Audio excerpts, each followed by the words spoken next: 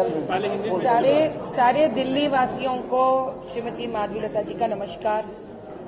हम तो बड़े जोश में आए थे दिल्ली को।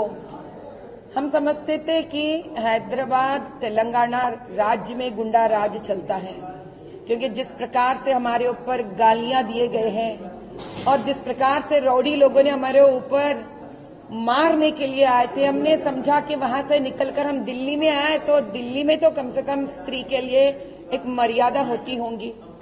ये लोग तो हद पार कर लिए हैं।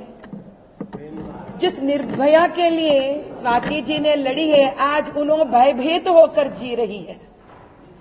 अब आप बताइए तो सही, जिस धरती पर, जिस भारत मां के गोद में हम सब मानते हैं कि स्त्री को पूजा जाता है, अगर उन्हीं के यहाँ दिल्ली में जो अपने लिए नाम रखते हैं कि हम आम आदमी के पार्टी है, आम आदमी तो दूर की बात भैया, आपके खुद के एमपी साहब को यहाँ पे सुरक्षा नहीं है। वो शायद वो जो 2 बेडरूम के घर में जब रहते थे ना केजरीवाल जी, लगता है वहां पे कम से कम इनकी मार पीट तो नहीं होती थी।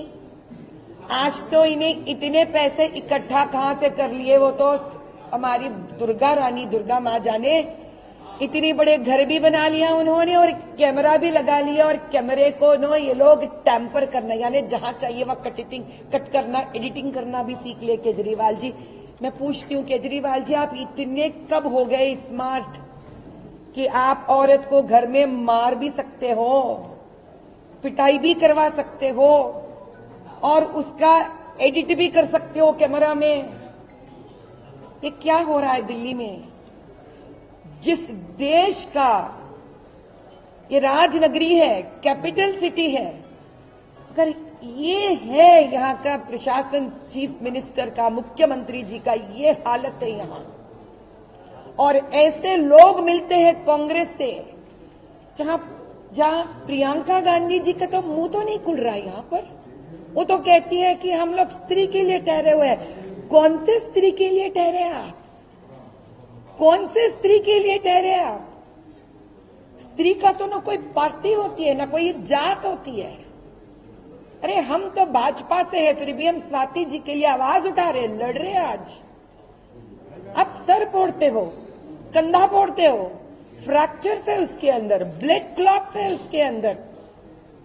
क्या जिंदगी बस एमपी सीट पकड़ के रहना, वोट बैंक पकड़ के रहना, इसके अलावा जिंदगी में कोई अहमियत नहीं है? जमीर का, एक कैरेक्टर का इतना नीचे गिर सकता है कोई? अरे ये अगर आपके खुद के बेटी से होती है तो क्या करेंगे आप? मेरा सवाल है आप लोगों से। अरे कार्यकर्ता कितने स्त्री होंगे आम आदमी पार्टी में भी, क्या हालत है उनका? तो किसी के गली में, किसी के मोहल्ले में कहीं वो प्रचार करने निकलती है, उसके ऊपर कोई भी अत्याचार हो जाता तो केजरीवाल जी बात नहीं करेंगे? यही हालत होगी उनकी। ये तो सोचने वाली बात है। कहां जाए स्त्री, कहां जाए स्त्री यहां पर? भैया मैं कहती हूं केजरीवाल जी, आपने जो स्त्री के प्रति किया है ना, अब बहुत गलत है। आपने हद पार कर दी है, नाइंसाफी की हद आपने पार कर दी है। बड़ी दयनीय वाली बात है ये, क्योंकि पूरे देश से अलग अलग जगहों से यहाँ पे लड़कियां पढ़ने आती हैं, नौकरियों के लिए आती हैं। अगर एक महिला जो एमपी के स्तर पे है, उनका हालत ये है, काम करने वाले बिहार से आते हैं, राजस्थान से आते हैं, हमारे तेलुगु लोग आते हैं, यहाँ पर कई लोग आते हैं भैया, वो स्त्री कहां जाए जब मुख्यमंत्री स्वयं ऐसे है?